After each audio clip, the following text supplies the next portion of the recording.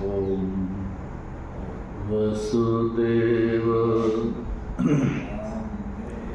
सुतं देवं कंसचाणूरमर्दनं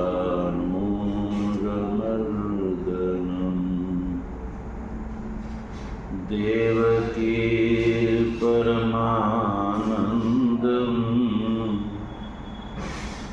कृष्णं वन्दे जगद्गुरु। मूकं करोति वाचालं पङ्गुं लङ्घयते गिरिं यत्कृपा तमहं वन्दे परमानन्दमाधवम्।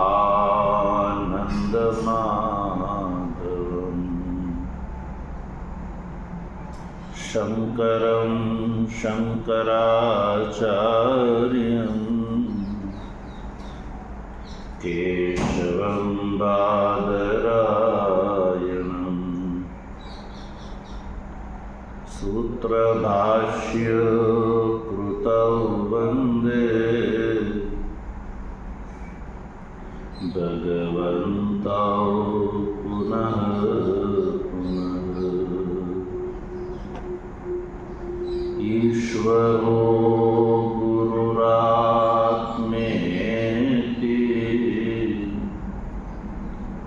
मूर्तिभेदविभागिने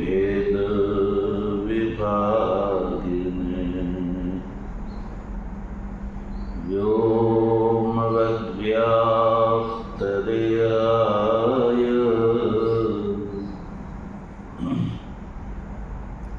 दक्षिणामूर्तये नमः। ॐ शान्ति शान्ति शान्तिः। तत्वजिज्ञासु सज्जनों,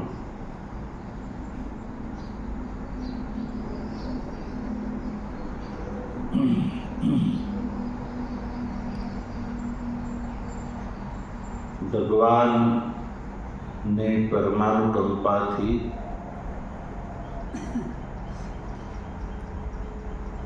શ્રીમદ ભગવદ્ ગીતાના સાંખ્ય યોગ નામના બીજા અધ્યાયના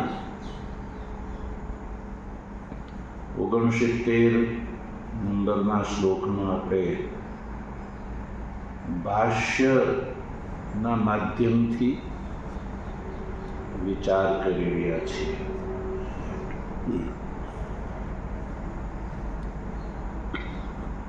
આ શ્લોકમાં ભગવાન શ્રી કૃષ્ણના કહેવાનો અભિપ્રાય એવો થાય છે કે જે આત્મવિદ, જે સ્થિત પ્રજ્ઞ છે, એનો સર્વ કર્મના પરિત્યાગમાં અધિકાર છે. આત્મવિદ સ્થિત પ્રજ્ઞનો સર્વ કર્મના પરિત્યાગમાં અધિકાર છે. અર્થાત કે આત્મવિદ સ્થિત પ્રજ્ઞને આત્મબોધ થયા પછી કોઈ પણ પ્રકારના લૌકિક યા વૈદિક જે વ્યવહાર છે એનો પ્રયોજનવદ કોઈ ઉદ્દેશ રહેતો નથી.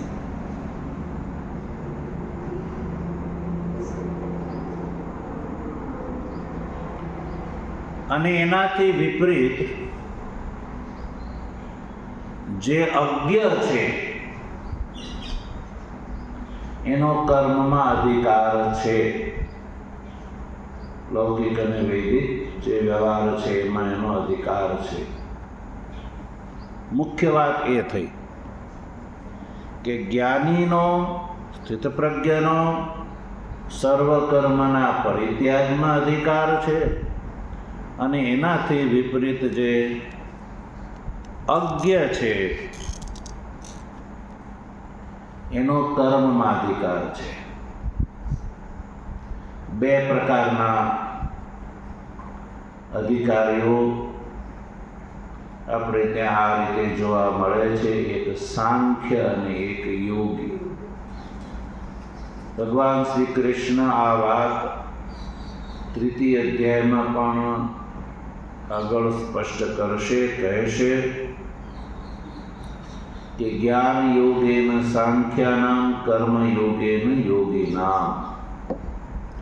વેદોની અંદર પણ આ બે જ તત્વનું વર્ણન જોવા મળે છે, એક બ્રહ્મ તત્વનું અને એક કર્મનું, એટલે કે ધર્મનું. તો જે અજ્ઞ છે એ કર્મનો અધિકારી છે, જે સાંખ્ય એટલે જ્ઞાની છે એ સર્વ કર્મના સંન્યાસનો અધિકારી છે. એટલે એ દ્રષ્ટિથી ભગવાન શ્રી કૃષ્ણએ આ શ્લોકમાં આ વાત કરી કે યાનિશા સર્વભૂતાનામ તસ્યામ જાગર્તિ સંયમી. સર્વભૂત પ્રાણી સમુદાયની દ્રષ્ટિથી જે નિશા છે, પરમાર્થ તત્વ એ નિશા છે. સર્વ સામાન્ય ભૂત પ્રાણીની દ્રષ્ટિથી પરમાર્થ તત્વ જે સ્થિતપ્રજ્ઞનો વિષય છે, જે સ્થિતપ્રજ્ઞનો વિષય છે એવું જે પરમાર્થ તત્વ છે એ સર્વભૂતને માટે શું છે? નિશા છે. નિશા છે એટલે એને એનું અદર્શન છે. જેમ નિશાની અંદર વસ્તુ સ્થિતિનું દર્શન નથી થતું, સર્વ પદાર્થનો અવિવેક રહે છે, જેમ નિશામાં સર્વ પદાર્થનો શું રહે છે? અવિવેક રહે છે. રાત્રિ, નિશાનો અર્થ છે રાત્રિ. રાત્રિમાં સર્વ પદાર્થનો શું રહે છે? અવિવેક રહે છે. રાત્રિના અંધારામાં પદાર્થ હોવા છતાં જેમ દેખાતું નથી, તમો સ્વભાવ હોવાના કારણે. તો એ સર્વભૂતાનામ નિશા છે, કારણ કે પરમાર્થ તત્વ જે છે એ પણ જે સ્થિતપ્રજ્ઞનો વિષય છે એવું પરમાર્થ તત્વ એ અજ્ઞાનીને દેખાતું નથી. તો એ નિશા સમાન જ થયું. ન દેખાવું નિશા છે એ પદાર્થનો વિવેક ન થવા દે. એમ સર્વભૂતોને માટે પણ પરમાર્થ તત્વ જે છે એ નિશા છે, કારણ કે પરમાર્થ તત્વનો વિવેક અજ્ઞાનીને નથી. એટલે સર્વભૂતોને માટે જે નિશા છે પરમાર્થ તત્વ,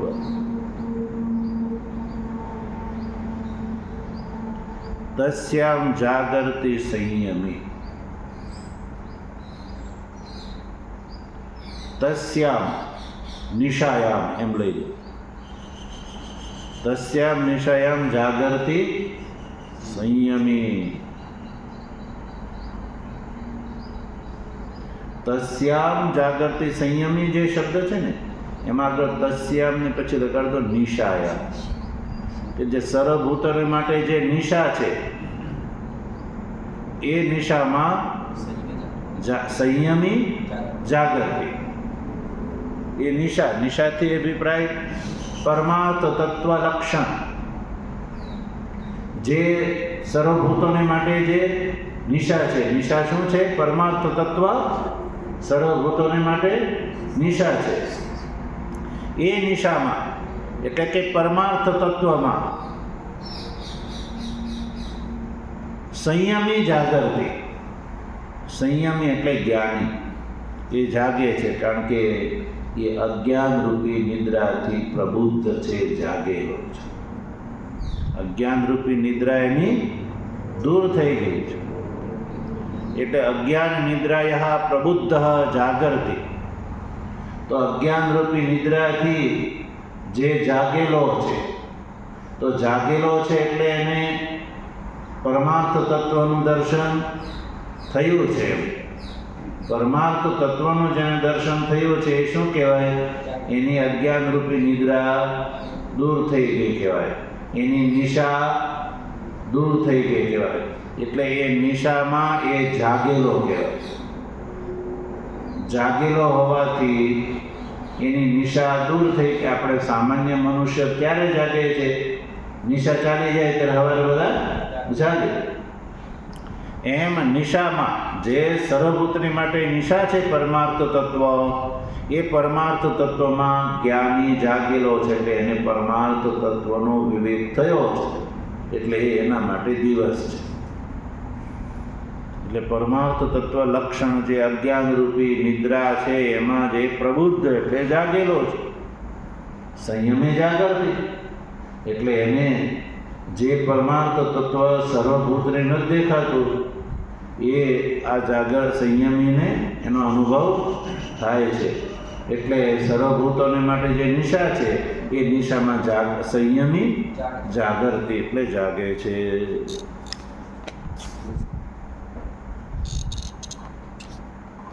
તો જો જાગૃતિ જે ક્રિયા છે એનો અર્થ છે પ્રબુદ્ધતા. હવે સંયમી શબ્દ વાપર્યો છે અહીંયા સ્થિત પ્રજ્ઞાની માટે, તસ્યામ જાગૃતિ સંયમી. આ પૂર્વમાં સંયમી શબ્દનો પ્રયોગ ક્યાંય સ્થિત પ્રજ્ઞ માટે ભાષ્યકારે કર્યો નથી, પણ અહીંયા સંયમીથી અર્થ અભિપ્રાય છે સંયમવાન. ભાષ્યમાં જો સંયમી શબ્દનો અર્થ કર્યો સંયમવાન. સામાન્યતઃ સંયમવાન શબ્દનો અર્થ થાય છે જીતેન્દ્રિય. સમ્યક પ્રકારથી યમન કર્યું છે જેણે, યમ નિયમ આસન ઇત્યાદિ જે છે યમ છે એ જેને કર્યું છે એને કહેવામાં આવે જીતેન્દ્રિય, અર્થાત યોગી ઇત્યર્થઃ. સંયમી શબ્દનો અર્થ છે યોગી. ભાષ્યકાર ભગવાન સંયમી શબ્દનો અર્થ યોગી કરે છે. હવે યોગી શબ્દના પ્રયોગથી આપણા મનમાં થોડી ભ્રાંતિ થઈ શકે કે ભગવાન શ્રી કૃષ્ણ યોગ શબ્દનો યોગી શબ્દનો પ્રયોગ અહીંયા કર્મી માટે કરે છે. ગીતામાં ભગવાન શ્રી કૃષ્ણ યોગ અસ્ય અસ્તિતિ યોગ યોગી શબ્દ જે છે, જેવી રીતે ત્રીજા અધ્યાયમાં જેને કહે છે જ્ઞાન યોગેન સાંખ્યાનામ કર્મ યોગેન યોગીનામ. તો કંઈ એવું ન સમજે લે કોઈ કે યોગીનો અર્થ છે અહીંયા ઇષ્ટાધિકારી. એટલે ભાષ્ય ટીકાકાર જે છે એ કંઈક આવી જગ્યા હોય, આવા સંદર્ભ યા સંશય થઈ શકે એવી જગ્યાને સ્પષ્ટીકરણ કરી દે છે. કોણ? ભાષ્ય ટીકાકાર. એટલે ભાષ્ય ટીકાકારે સ્પષ્ટ કરી દીધું યોગી ઇતિ જ્ઞાની કથ્યતે. એ ચોપડીમાં નથી, ભાષ્ય ટીકા આનંદગીરીજી સંસ્કૃત. યોગી ઇતિ જ્ઞાની કથ્યતે. અહીંયા ભાષ્યકારે યોગી શબ્દનો પ્રયોગ કર્યો છે ને, તો યોગીથી અહીંયા અર્થ છે જ્ઞાની, સ્થિત પ્રજ્ઞ જ્ઞાની એ લેવાનું છે. તો સ્થિત પ્રજ્ઞ જ્ઞાની જે છે એ નિશામાં, જે સર્વભૂતોને માટે જે નિશા છે એમાં એ જાગે છે. સર્વભૂતોને માટે નિશા છે એટલે એને પરમાર્થ તત્વનું દર્શન નથી થતું, પણ સ્થિત પ્રજ્ઞને તો પરમાર્થ તત્વનું દર્શન થયું છે એટલે એની માટે એ નિશા નથી. એ એમાં એ જાગેલો છે, એના માટે નિશા નથી. પછી બીજી વાત આગળ ઉતરા, યસ્યામ ભૂતાની જાગૃતિ. હવે જેમાં ભૂતો એટલે સર્વભૂત પ્રાણી જાગે છે, યસ્યામ ભૂતાની જાગૃતિ મુનેઃ સા નિશા પશ્યતઃ. મુનિ એને નિશા જોવે છે. મુનિથી અભિપ્રાય એ જ સ્થિત પ્રજ્ઞ. સ્થિત પ્રજ્ઞ જે છે એ શું જોવે છે? એને નિશા જોવે છે. યસ્યામ ભૂતાની જાગૃતિ યસ્યામ નિશાયામ, એ ત્યાંય પણ નિશાયામ લખો.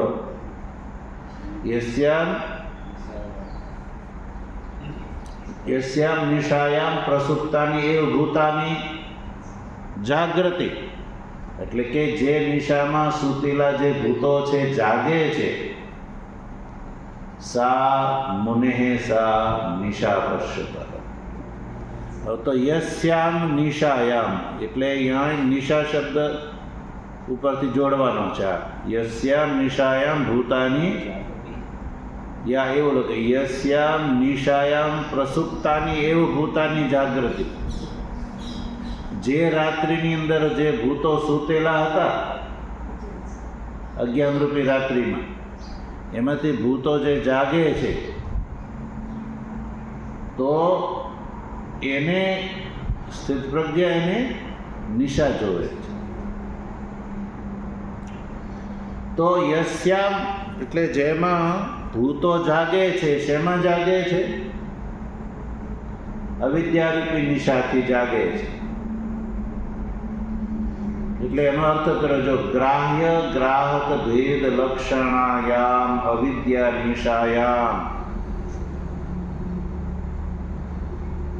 અવિદ્યારૂપી નિશામાં જે ભૂતો સૂતેલા છે, ગ્રાહ્ય ગ્રાહક ભેદ લક્ષણાયામ, અવિદ્યાનો અર્થ છે અવિદ્યા સાપેક્ષ વ્યવહાર. વ્યવહાર કેવો છે? ગ્રાહ્ય અને ગ્રાહકનો ભેદ એ જ જેનું લક્ષણ છે. ગ્રાહ્ય ગ્રાહક ભેદ લક્ષણ, ગ્રાહ્ય અને ગ્રાહક એવો ભેદ એ જ જેનું સ્વરૂપ છે.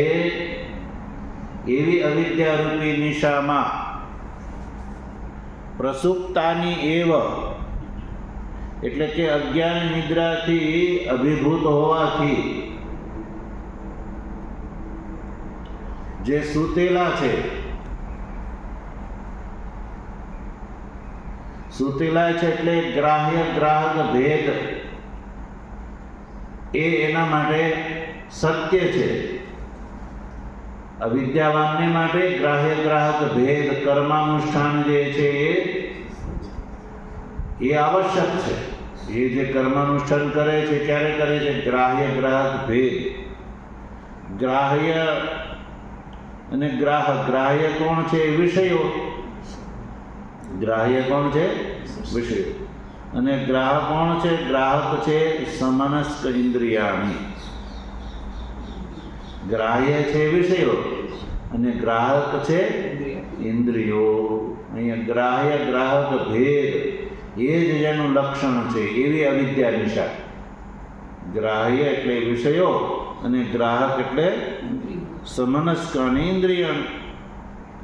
એનો ભેદ એ જ જેનું લક્ષણ એટલે કે સ્વરૂપ છે. જેમાં એવી નિશા એટલે અવિદ્યા નિદ્રામાં, અજ્ઞાનાત્મક નિદ્રામાં, અજ્ઞાનાત્મક જે નિદ્રા છે એ નિદ્રામાં જે પ્રસુપ્તાની છે, પ્રસુપ્ત છે જીવો, પ્રસુપ્ત હોવાને એટલે કે અજ્ઞાનરૂપી નિદ્રાથી જે અભિભૂત છે, જેની અજ્ઞાનરૂપી નિદ્રા જે દૂર નથી થઈ પણ અજ્ઞાનરૂપી નિદ્રાથી અભિભૂત છે, એને માટે તો શું છે? કર્માનુષ્ઠાન છે. એટલે પ્રસુપ્તાની ભૂતાની જાગૃતિથી ઉચ્ચંતે, જે જાગૃતિથી ઉચ્ચંતે, જેને જાગેલા છે એવું કહેવામાં આવે છે. યસ્યામ નિશાયામ પ્રસુપ્તા એવ સ્વપ્નદૃશઃ. જેવી રીતે સ્વપ્નદૃશઃ પ્રસુપ્તા એવ સ્વપ્નદૃશઃ. એ જો પ્રસુપ્તાનામ જાગરણમ વિરુદ્ધમ, એક તો એક બાજુથી કહો છો તમે પ્રસુપ્ત છે અને એક બાજુથી કહો છો તમે જાગેલા છો. તો અભિપ્રાય છે કે પ્રસુપ્તા એવું સ્વપ્ન દૃશ્ય. સ્વપ્ન દૃશ્ય જે છે એ સ્વપ્નને જોવે છે, છતાં બીજાની દ્રષ્ટિથી કેવા છે? પ્રસુપ્તા છે. બાજુનો કોઈ વ્યક્તિ સૂતો હોય, સ્વપ્ન જોતો હોય અને ન જાણે ક્યાં ક્યાં એ સ્વપ્નમાં રાજા બની ગયો હોય, રાજાનો ભોગ ભોગવતો હોય, પણ એની બાજુમાં સૂતેલા કેવો દેખાય છે? સૂતેલું. એટલે કે યસ્યામ ભૂતાની જાગૃતિનો અભિપ્રાય છે કે જેમ સ્વપ્ન દૃશ્ય જે છે એ પ્રસુપ્ત છે, એવી રીતે અજ્ઞાન રૂપી નિદ્રામાં જે પ્રસુપ્ત છે એ ભૂતાની જાગૃતિ ઇતિ ઉચ્યન્તે, એ અભિપ્રાય છે.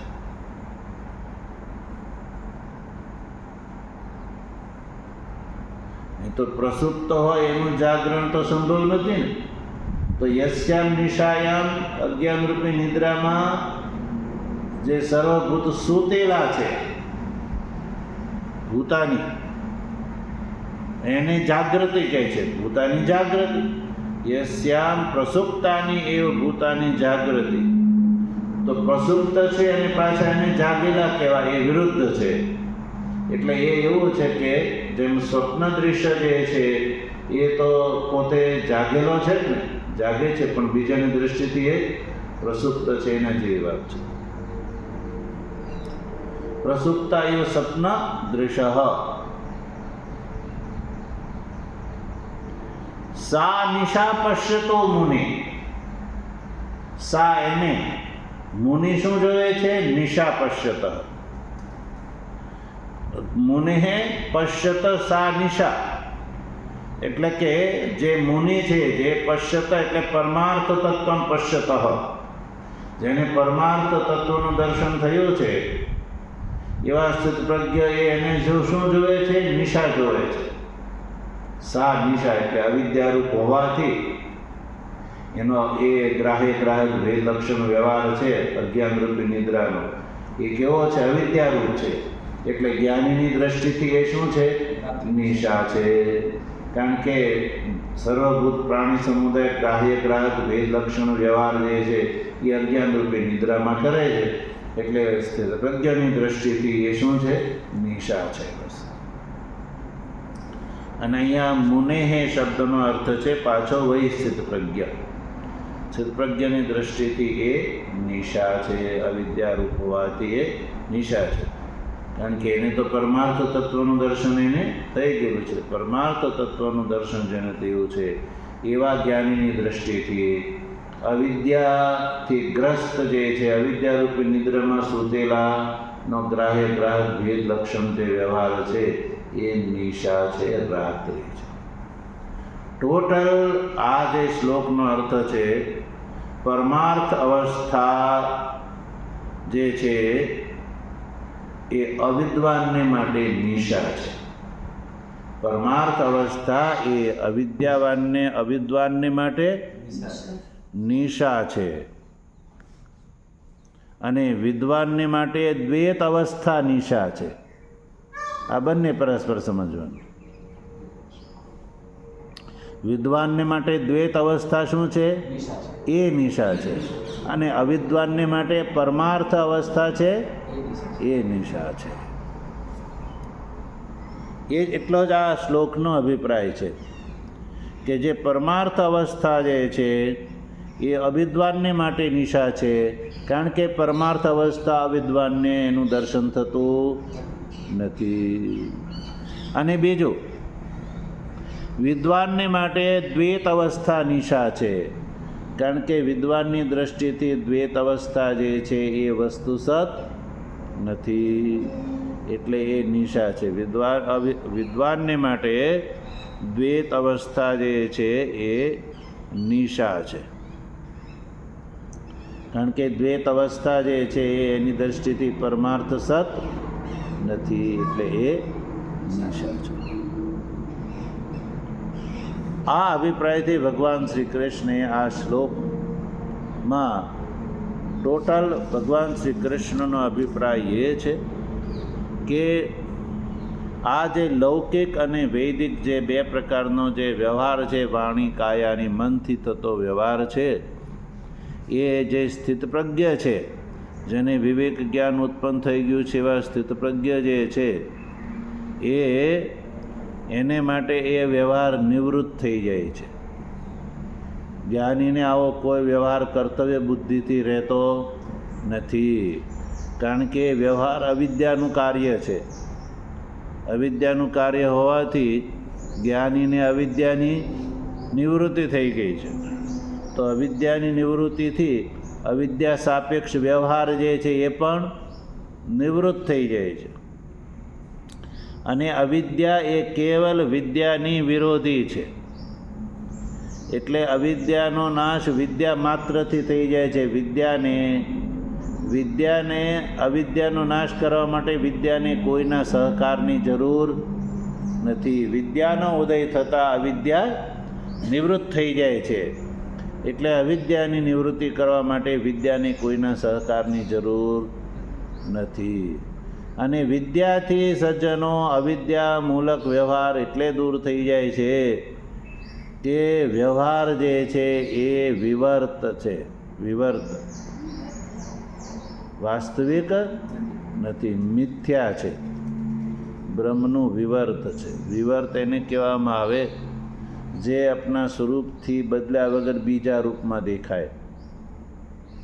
એટલે ભગવાન ભાષ્યકાર આ સંસારને મિથ્યા સિદ્ધ કરવા માટે પ્રયત્ન કર્યો કે જે વસ્તુ મિથ્યા હોય ને એ જ્ઞાન માત્રથી દૂર થઈ જાય છે.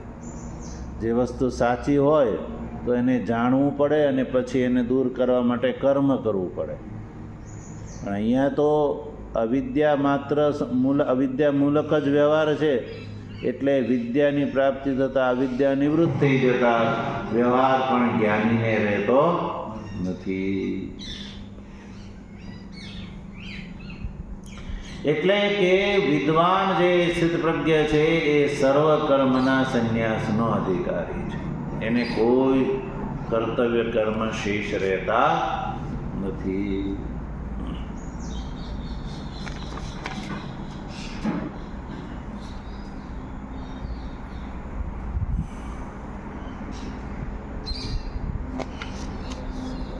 તો આ રીતે સજ્જનો આ જે શ્લોક છે એ શ્લોકનો ભાષ્ય સહિત આપણે વિચાર કરી ચૂક્યા.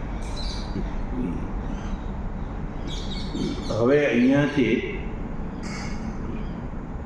થોડો શાસ્ત્રાર્થ આવે છે. ભાષ્યકાર આ શ્લોક ઉપર થોડો વિચાર કરે છે. જો એ પંક્તિ આપણે ખાલી જોઈ લઈએ, પછી એનો વિશેષ વિચાર કાલે કરીશું. અતઃ કર્માણિ અવિદ્યાવસ્થાયામ એવ ચોદ્યન્તે ન વિદ્યા અવસ્થાયામ. જ્યારે સ્થિતપ્રજ્ઞની આવી સ્થિતિ છે, સ્થિતપ્રજ્ઞની આવી સ્થિતિ છે. અતઃનો અર્થ છે, અતઃનો અર્થ છે કે અવિદ્યા અવસ્થામાં જ ક્રિયાકારક ફલભેદ વ્યવહાર છે. અવિદ્યા અવસ્થામાં જ ગ્રાહ્ય ગ્રાહક ભેદ લક્ષણ સંપૂર્ણ વ્યવહાર જ્યારે અવિદ્યા અવસ્થામાં જ છે. અવિદ્યાવસ્થામાં જ ક્રિયાકારક ફલ ભેદનું પ્રતિભાન થાય છે. ગ્રાહ્ય ગ્રાહક ભેદ લક્ષણ વ્યવહાર છે. એટલે અતઃનો અર્થ થયો એટલે કર્માણી અવિદ્યાવસ્થાયામ એવ ચોદ્યન્તે. એટલે કર્મો જે છે એનું વિધાન અવિદ્યાવસ્થામાં છે. વિદ્યાવસ્થામાં યા વિદ્વાનને માટે નથી. એટલે શાસ્ત્રોમાં જે યાગાદિ કર્મનું જે વિધાન છે એ યાગાદિ કર્મ જ્ઞાનીને માટે નથી, પણ અવિદ્વાનને માટે છે. એટલે કર્મ જે છે એ અવિદ્વાને કરવાના છે. અવિદ્વાને કર્મો શા માટે કરવાના છે? કે અવિદ્વાનની વિદ્યાની પ્રાપ્તિ થાય એટલા માટે.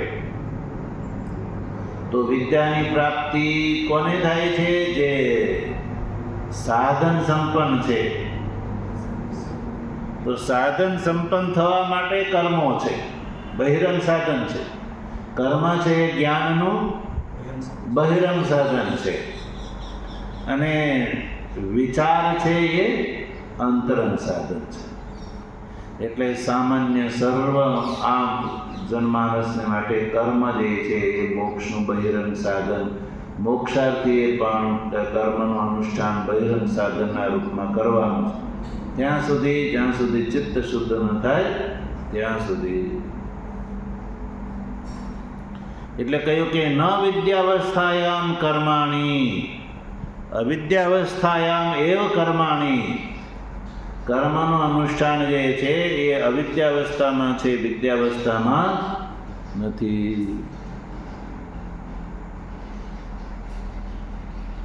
કારણ કે વિદ્યાયામ હિ સત્યામ ઉદિતે, વિદ્યા જે છે એની ઉપસ્થિતિમાં, વિદ્યાયામ હિ સત્યામ, વિદ્યા પ્રાપ્ત થતા, જેમ સવિતરે ઉદિતે શાર્વરમ ઇવ તમઃ, સવિતાના ઉદય થવાથી શાર્વરમ તમ, રાત્રિનો અંધકાર જે છે એ શું થઈ જાય છે? દૂર થઈ જાય છે. સવિતા નારાયણનો ઉદય થતા શાર્વરમ, એની રાત્રિનો અંધકાર જે છે એ શું થઈ જાય છે? દૂર થઈ જાય છે. એમ વિદ્યા સત્યામ, વિદ્યા પ્રાપ્ત થતા પ્રણાશમ ઉપગચ્છતિ અવિદ્યા, એમ વિદ્યાની પ્રાપ્તિ થતા અવિદ્યા જે છે એનો શું થઈ જાય છે? પ્રણાશ, પ્રણાશની પ્રાપ્ત થઈ જાય છે. સજ્જનો, જેમ સવિતાનો ઉદય થતા રાત્રિનો અંધકાર જે દૂર થઈ જાય છે, શાર્વરમ ઇવ તમઃ, શાર્વરમ એટલે રાત્રિ સંબંધી અંધકાર દૂર થઈ જાય છે. એમ વિદ્યાયામ હિ સત્યામ અવિદ્યા પ્રણાશમ ઉપગચ્છતિ, અવિદ્યા જે છે એનું થઈ જાય છે? પ્રણાશ થઈ જાય છે. એટલે પછી અવિદ્યા સાપેક્ષ લૌકિક વૈદિક વ્યવહાર પણ નિવૃત્ત થઈ જાય છે. એટલે સ્થિત પ્રજ્ઞને કોઈ કર્મ રહેતા નથી. આગળની વાત છે એ પછી વિચારીશું. ઓમ વસુદેવ સુતં દેવં કંસચાણૂરમરુદં દેવકી પરમાનંદં જગદ્ગુરુ મૂકં કરોતિ વાચાલં પંગું લંઘયતે યત્કૃપાતમહં વંદે પરમાનંદમાધવં શંકરં શંકરાચાર્યં કેશવં બાદરાયણં સૂત્રભાષ્યકૃતો વંદે